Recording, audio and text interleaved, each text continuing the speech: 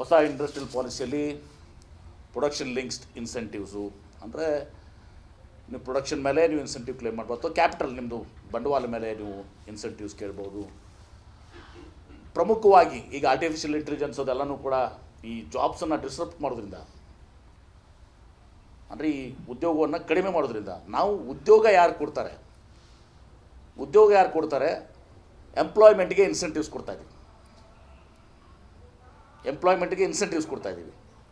New industrial policy. ಮಹಿಳಾ ಎಂಪ್ಲಾಯ್ಮೆಂಟ್ಗೆ additional incentive ಕೊಡ್ತಾಯಿದ್ದೀವಿ.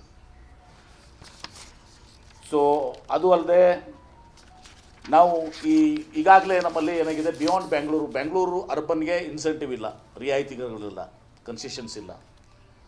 Rural ಬೆಂಗಳೂರಿಗೆ ಅನಿವಾರ್ಯ ಕಾರಣ ಕೆಲವೊಂದು ಎಲೆಕ್ಟ್ರಾನಿಕ್ಸ್ ಮ್ಯಾನುಫ್ಯಾಕ್ಚರಿಂಗು, ಎಲೆಕ್ಟ್ರಾನಿಕ್ಸು ಮತ್ತು ಎಲ್ಲನೂ ಕೂಡ ಸೆಮಿ ಕಂಡಕ್ಟರ್ಸು, ರಿಸರ್ಚು ಎಲ್ಲ ಇರೋದ್ರಿಂದ ಬೆಂಗಳೂರು ರೂರಲ್ಗೆ ಇದು ಇನ್ಸೆಂಟಿವ್ಸ್ ಇಲ್ಲ. ಇನ್ಸೆಂಟಿವ್ಸ್ನ ರೀಇಂಟ್ರೊಡ್ಯೂಸ್ ಮಾಡಿದ್ದೀವಿ, ಬೇಕಾಗುತ್ತೆ ಈಗ ಬದಲಾವಣೆ ಹೊಂದೋ ಕಾಲದಲ್ಲಿ ಅಂತ. ಉಳಿದಂಥ ಏರಿಯಾಗಳಿಗೆಲ್ಲನೂ ಕೂಡ ಈಗಾಗಲೇ ಜೋನಲ್ ವೈಸ್ ಬಿಜಾಪುರ, ಗುಲ್ಬರ್ಗ, ಹುಬ್ಬಳ್ಳಿ, ಧಾರವಾಡ, ಬೆಳಗಾವಿ, ನಂಜನಗೂಡು ಹೀಗೆಲ್ಲನೂ ಕೂಡ ಬೇರೆ ಬೇರೆ ಜೋನ್ಗೆ ಇವತ್ತೊಂದು ದಿವಸ ಈಗಾಗಲೇ ಇನ್ಸೆಂಟಿವ್ಸ್ ಇದ್ದಾವೆ. ಅದನ್ನು ಹೊರತುಪಡಿಸಿ ನಾನು ಎಡಿಷ್ನಲ್ ಆಗಿ ಒಂದು ಪ್ರಾರಂಭವನ್ನು ಮಾಡಿದ್ವಿ. ಇದು ಮುಂದೆ ದಿನಗಳಲ್ಲಿ ನನಗೆ ಇನ್ನೂ ಅದನ್ನು ಹೆಚ್ಚಿಗೆ ಮಾಡಲಿಕ್ಕೆ ಮುಂದೆ ಸೂಕ್ತ ಸಮಯದಲ್ಲಿ ನಾವು ಮುಖ್ಯಮಂತ್ರಿಗಳಿಗೆ ವಿನಂತಿಯನ್ನು ಮಾಡ್ಕೋತೀವಿ. ಈಗ ಡಾಕ್ಟರ್ ನಂಜುಂಡಪ್ಪ ವರದಿ ಏನಿದೆ, ಡಾಕ್ಟರ್ ನಂಜುಂಡಪ್ಪ ವರದಿ ಪ್ರಕಾರ ಅದು ಒಂದು ಜಿಲ್ಲೆಯಲ್ಲಿ ಒಂದು ತಾಲೂಕು ಅಭಿವೃದ್ಧಿ ಹೊಂದಿರ್ತದೆ, ಅದಾಗಿನೂ ಕೂಡ ಜೋನಲ್ ಇದರಲ್ಲಿ ಅವ್ರಿಗೆ ಇನ್ಸೆಂಟಿವ್ ಸಿಗ್ತದೆ. ಯಾವುದೋ ಒಂದು ತಾಲೂಕು ಹಿಂದುಳಿದಿರ್ತದೆ, ಅದು ಮೋರ್ ಬ್ಯಾಕ್ವರ್ಡ್ ಇರ್ತದೆ, ಮೋಸ್ಟ್ ಬ್ಯಾಕ್ವರ್ಡ್ ಇರ್ತದೆ. ಆ ಮೋರ್ ಬ್ಯಾಕ್ವರ್ಡ್ಗೆ ನಾವು 3% ಅಡಿಷನಲ್ ಇನ್ಸೆಂಟಿವ್ಸ್ ಕೊಡ್ತಾಯಿದ್ದೀವಿ. ಮತ್ತು ಮೋಸ್ಟ್ ಬ್ಯಾಕ್ವರ್ಡ್ ಏನಿದೆಯಲ್ಲ 5% ಇನ್ಸೆಂಟಿವ್ಸ್ ಇಂಟ್ರೊಡ್ಯೂಸ್ ಮಾಡಿದ್ದೀನಿ ನ್ಯೂ ಇಂಡಸ್ಟ್ರಿಯಲ್ ಪಾಲಿಸಿಲಿ. ಒಂದು ಕಡೆ ಎಂಪ್ಲಾಯ್ಮೆಂಟು, ಇನ್ನೊಂದು ಕಡೆ ಈ ನಂಜುಂಡಪ್ಪ ವರದಿಯವರ ಮೇಲೆ ಇದನ್ನು ಇನ್ಸೆಂಟಿವ್ಸನ್ನು ಪ್ರಾರಂಭ ಮಾಡಿದ್ದೀವಿ.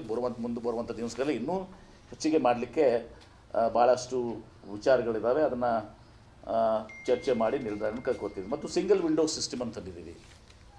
ಸಿಂಗಲ್ ವಿಂಡೋ ಅಂದರೆ ಈಗ ಯಾರು ಇಂಡಸ್ಟ್ರಿ ಹಾಕ್ತಾರೆ ಅವರಿಗೆ ಟೈಮ್ಲಿ ಎಲ್ಲ ಪರ್ಮಿಷನ್ ಸಿಗಬೇಕು. ಪೊಲ್ಯೂಷನ್ ಕಂಟ್ರೋಲ್ ಬೋರ್ಡ್ ಇರ್ಬೋದು, ಅಥವಾ ವಾಟರ್ ಇರ್ಬೋದು, ಲ್ಯಾಂಡ್ ಇರ್ಬೋದು, ಎಲೆಕ್ಟ್ರಿಸಿಟಿ ಇರ್ಬೋದು, ಪರವಾನಗಿಗಳಿರ್ಬೋದು, ಏನೇ ಇರ್ಬೋದು.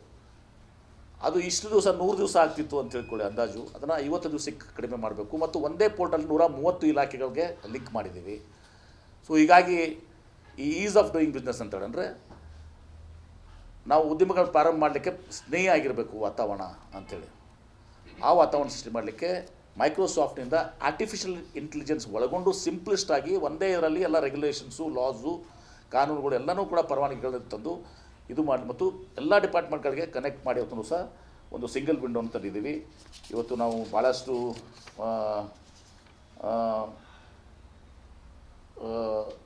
ಸೆಷನ್ಸ್ ಅಲ್ಲಿ ಆಗಿದ್ದಾವೆ. Fire sat, AI cyber security government ಮೇಲೆ. ಇವತ್ತು ಎನ್ ಡಂಕ್ಲಿನ್ ಅಂತೇಳಿ former chief information office US department of energy, Simon long editor economist ಅವರು ಬಂದಿದ್ದರು. ಮೊಂಟೆಕ್ ಸಿಂಗ್ ಆಲ್ವಾಲೆ ಮತ್ತು ಸಲ್ಮಾನ್ ಜೋಜ್ ಅವರು ಬಂದಿದ್ದರು. ಆಮೇಲೆ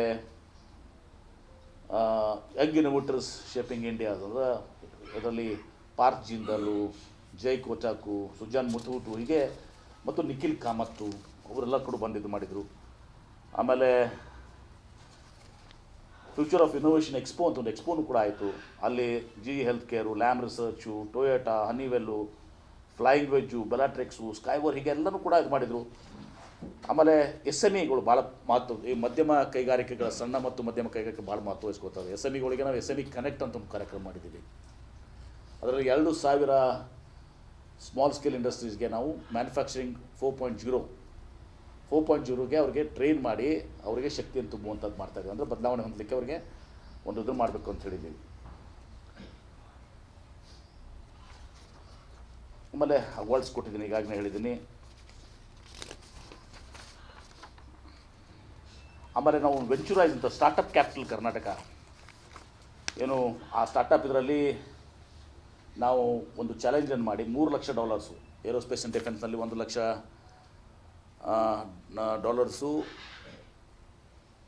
ಎಲೆಕ್ಟ್ರಾನಿಕ್ ಸಿಸ್ಟಮ್ ಡೆವಲಪ್ಮೆಂಟ್ ಮ್ಯಾನೇಜ್ನಲ್ಲಿ, ನಾವು ESTMನಲ್ಲಿ $1 ಲಕ್ಷ, EVಯಲ್ಲಿ $1 ಲಕ್ಷ, $3 ಲಕ್ಷ ಪ್ರೈಸ್ ಮನಿ ಸ್ಟಾರ್ಟಪ್ಗೆ ವೆಂಚುರೈಸ್ ಒಂದು ಚಾಲೆಂಜನ್ನು ಇವತ್ತು ದಿವಸ ಮಾಡಿದ್ದೀವಿ.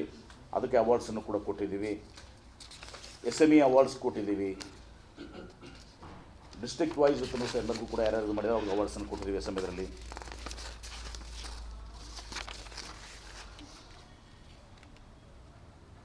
ಆಮೇಲೆ ಶಶಿ ತರೂರ್ ಅವರು ಬಂದಿದ್ದರು. ಅವರು thriving in turbulence how nations can build lasting resilience ಅಂತೇಳಿ ಶಶಿ ತರೂರು ಮತ್ತು ಜಾರ್ಜ್ ಪೆಪೆಂಡ್ರೋ ಅಂಥೇಳಿ former prime minister of Greece ಅವರು ಬಂದಿದ್ದರು. ಲಕ್ಷ್ಮೀ ಪತ್ತೂರಿ ಅವರು ಇದನ್ನು ನಿರ್ವಹಣೆಯನ್ನು ಮಾಡಿದರು ಅವರು. ಹೀಗೆ ಭಾಳಷ್ಟು ಅರ್ಥಪೂರ್ಣವಾಗಿ ಈ ಜಾಗತಿಕ ಬಂಡವಾಳ ಹೂಡಿಕೆದಾರರ ಸಮಾವೇಶನ ನಾವು ಮಾಡಿದ್ದೇವೆ. ಆಮೇಲೆ ಪ್ರಪ್ರಥಮ ಬಾರಿಗೆ ದಾವೋಸ್ನಲ್ಲಿ ಹೇಗೆ ವರ್ಲ್ಡ್ ಎಕನಾಮಿಕ್ ಫೋರಮ್ನಲ್ಲಿ ಆಗ್ತದೆ ಹಾಗೆ 19 ರಾಷ್ಟ್ರಗಳು ಇವತ್ತು ದಿವಸ ನಮ್ಮ ಕಡೆ ಸಹಭಾಗಿತ್ವವನ್ನು ಹೊಂದಿದ್ರು ಮತ್ತು 9 ಕಂಟ್ರಿ ಪವಿಲಿಯನ್ಸನ್ನು ಆ ದೇಶಗಳು ತಮ್ಮ ಪವಿಲಿಯನ್ಸ್ನಲ್ಲಿ ಹಾಕಿದರು. ಇದು ಸಂಕ್ಷಿಪ್ತವಾಗಿ ಈ ಎಲ್ಲವೂ ನಡೆದಿದ್ದು ಭಾಳ ಯಶಸ್ವಿಯಾಗಿ ಇವತ್ತು ದಿವಸ ಅರ್ಥಪೂರ್ಣವಾಗಿ ಯಶಸ್ವಿಯಾಗಿ ನಾವು ಇದನ್ನು ಜಾಗತಿಕ ಬಂಡವಾಳ ಹೂಡಿಕೆದಾರ ಸಮಾವೇಶನ ಆಯೋಜನೆ ಮಾಡಿದ್ದೀವಿ. ಇದಕ್ಕೆಲ್ಲರೂ ಭಾಳಷ್ಟು ರಾಜ್ಯದ ಜನತೆ, ರಾಷ್ಟ್ರದ ಜನತೆ, ರಾಜ್ಯ ಸರ್ಕಾರ, ಕೇಂದ್ರ ಸರ್ಕಾರ ಎಲ್ಲರೂ ಕೂಡ ಸಹಯೋಗದಿಂದ ಇವತ್ತು ದಿವಸ ಇಂಡಸ್ಟ್ರಿಯಲಿಸ್ಟು, ಆರ್ಗನೈಜೇಷನ್ಸು, ಟ್ರೇಡ್ ಆರ್ಗನೈಜೇಷನ್ಸು ಎಲ್ಲರೂ ಕೂಡ ಇದು ಮಾಡಿ ಯಶಸ್ವಿಯನ್ನಾಗಿದೆ. ಇನ್ನು ನಾನು ವಿಜಯಪುರದ ವಿಚಾರದಲ್ಲಿ ಭಾಳಷ್ಟು ನನ್ನ ಮಾಧ್ಯಮ ಸ್ನೇಹಿತರು ಆಸಕ್ತರಾಗಿದ್ದಾರೆ. ವಿಜಯಪುರ ಜಿಲ್ಲೆಗೆ ಈಗ ಸುಮಾರು 42,000 ಕೋಟಿ ರೂಪಾಯಿ ಇನ್ವೆಸ್ಟ್ಮೆಂಟ್ಸ್ ಬರ್ತಾಯಿದೆ. ಅದರಲ್ಲಿ 42,000 ಕೋಟಿ 42,000 crores. ಅದರಲ್ಲಿ 80% of this identify Bijapur location ಕೂಡ ಇವತ್ತೊಂದು ದಿವಸ ಮಾಡಿದ್ದಾರೆ. 34,000 ಕೋಟಿ ರೂಪಾಯಿ ಇತ್ತು. ಈಗಾಗಲೇ it's going to be realised.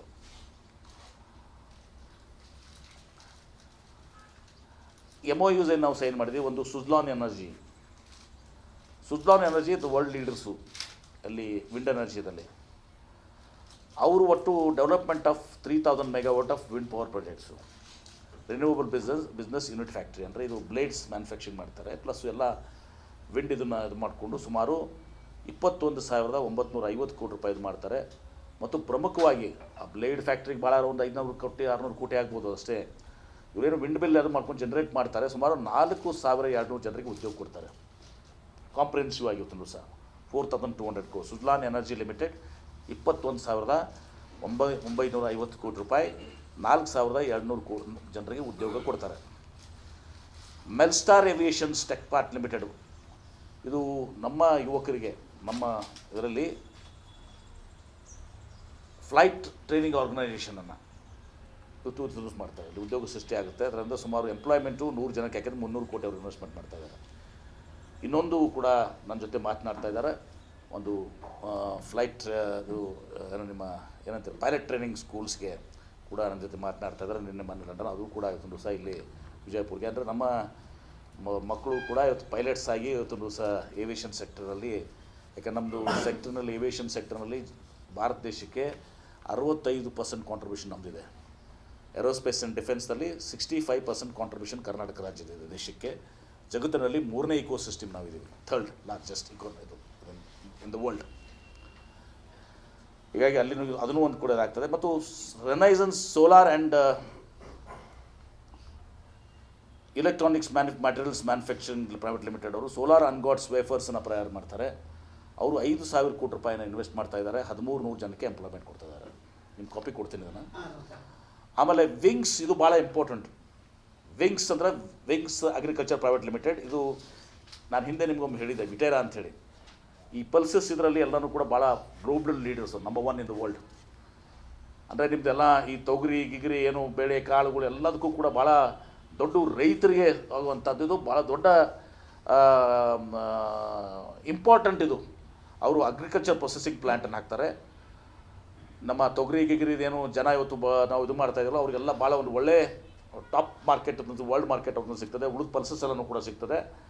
Wings agriculture private limited ವಿಟೇರಾ ಅಂಥೇಳಿ ನಾನು ಹಿಂದೆ ಹೇಳಿದ್ದೆ ನಿಮಗೆ. ಅವ್ರ ಜೊತೆ ಅವ್ರ ಪಾರ್ಟ್ನರ್ಸ್ ಅವ್ರ ಜೊತೆ ವಿಂಗ್ಸ್ನವರು ಪಾರ್ಟ್ನರ್ಶಿಪ್ ಮಾಡಿ ಈಗ ಸುಮಾರು 350 ಕೋಟಿ ರೂಪಾಯಿ ಇವತ್ತು ಅವ್ರು ಇನ್ವೆಸ್ಟ್ಮೆಂಟ್ ಮಾಡ್ತಿದ್ದಾರೆ. 450 ಜನರಿಗೆ ಎಂಪ್ಲಾಯ್ಮೆಂಟ್ ಕೊಡ್ತಿದ್ದಾರೆ.